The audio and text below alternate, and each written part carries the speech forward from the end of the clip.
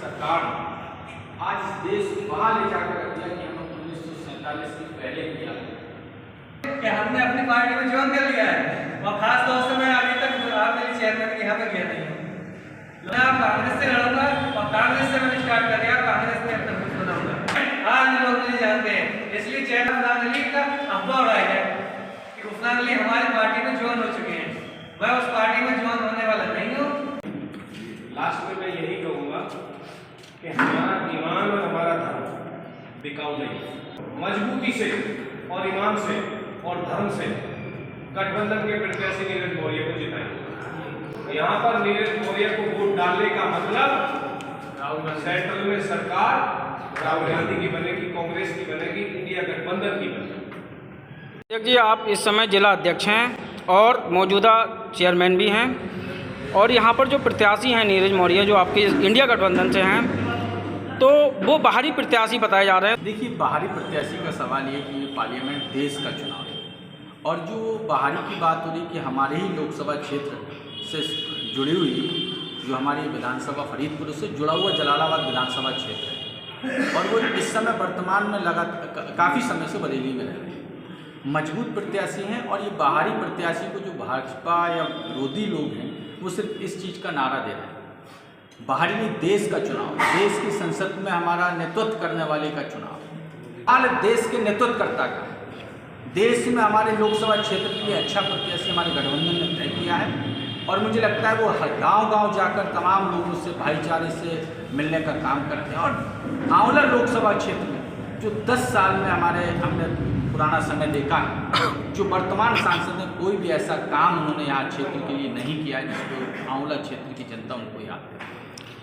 इसलिए मुझे उम्मीद है कि जो गांव से जिस तरीके से मिल रहे हैं उनका चुनाव लड़ने का तरीका, हम सब लोग कांग्रेस के, समाजवादी पार्टी के और जो इंडिया गठबंधन अलायंस की पार्टियों के लोग हैं, सब गांव बूथ पर वार्ड में जाकर लगातार जनसंपर्क जनता से कर रहे हैं। और जनता जनार्दन है, आने वाली 7 तारीख को तय कर देगी कि जो स्थानीय होकर भी हमारे लिए बाहरी साबित हुए हैं, इसलिए उनको जवाब देने का काम स्थानीय आंवला की जनता करेगी।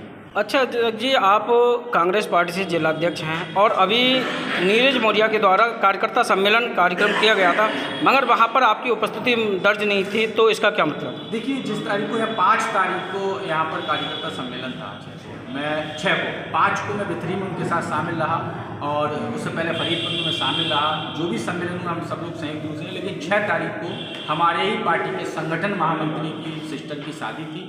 ये मेरा कार्यक्रम पहले से निर्धारित था, मुझे इस कार्यक्रम में जाना था, मैंने पहले से अवगत करा दिया था। लेकिन हम मजबूती के साथ अलायंस के साथ हैं और मजबूती के साथ समाजवादी पार्टी के उम्मीदवार हैं, उनको हम गाँव जाकर, देहात जाकर, पूरे जनपद में जो भी हमारे तीनों प्रत्याशी उनको जिताने का काम करेंगे और लड़ेंगे।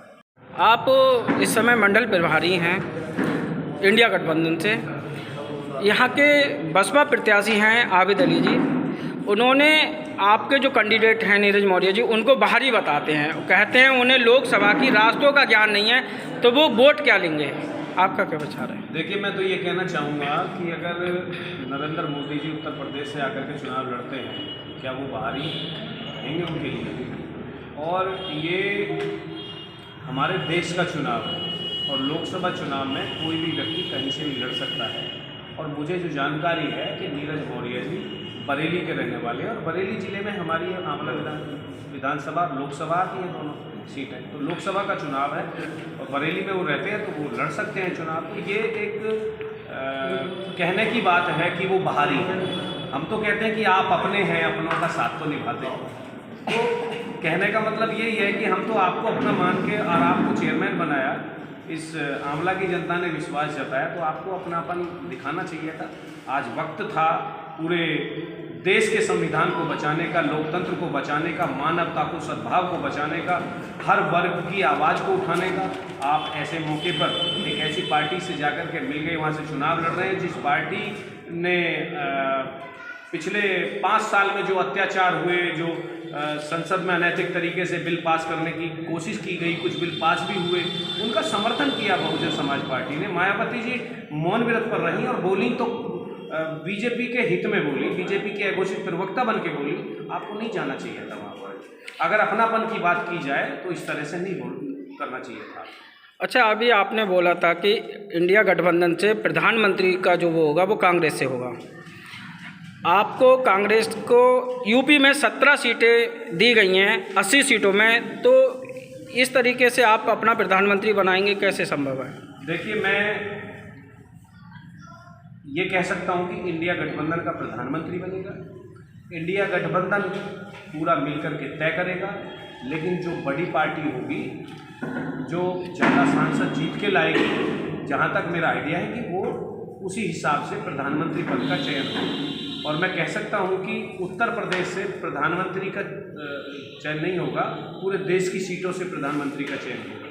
और पूरे देश में जो कांग्रेस पार्टी चुनाव लड़ रही है, ज़्यादा सीटों पे चुनाव लड़ रही है, मजबूती से चुनाव लड़ रही है, ईस्ट वेस्ट नॉर्थ साउथ तमाम जगह बहुत अच्छा आज के समय में माहौल बना हुआ है। और निश्चित तौर पे जो भारतीय जनता पार्टी सरकार की नाकामियां रहीं, उनसे लोग बहुत ज़्यादा परेशान भी रहे बीते समय में, और आज नाराज़गी भी भरपूर है, और वो झूठे जुमलेबाजों को प्रधानमंत्री बनना नहीं देखना चाहते हैं। और निश्चित तौर पर ही मैं मानता हूँ कि बड़ी पार्टी कांग्रेस बड़ी पार्टी के रूप में उभर के आएगी और कांग्रेस पार्टी का जो प्रधानमंत्री बनेगा। भाई साहब अपना? जी, मेरा नाम गुफरान अली है, मैं पूर्व जिला पंचायत बेलतरा से, और मैं जिला सचिव कांग्रेस पार्टी का हूँ। अच्छा, अभी आपने अपने भाषण में बोला था कि जो इस समय मौजूदा चेयरमैन है सैयद आबिद अली, और बसपा लोकसभा से बसपा प्रत्याशी हैं, तो उन्होंने आपका नाम बसपा में सम्मिलित किया था। आप बोले कि मेरा नाम दिया गया है मगर मैं उसमें सम्मिलित नहीं हूँ, तो इसमें आपका क्या कहना है? नहीं, मैं वहाँ पर सम्मिलित नहीं था। ये तो चेयरमैन साहब से पूछिए, या फिर जिन लोगों ने मेरा नाम लिखा है उन लोगों से पूछिए कि मुझे वो जानते हैं। मैं कांग्रेस पार्टी में था और कांग्रेस पार्टी का जिला सचिव हूँ, और मैं अपनी कांग्रेस पार्टी में तन मन धन से काम कर रहा हूँ।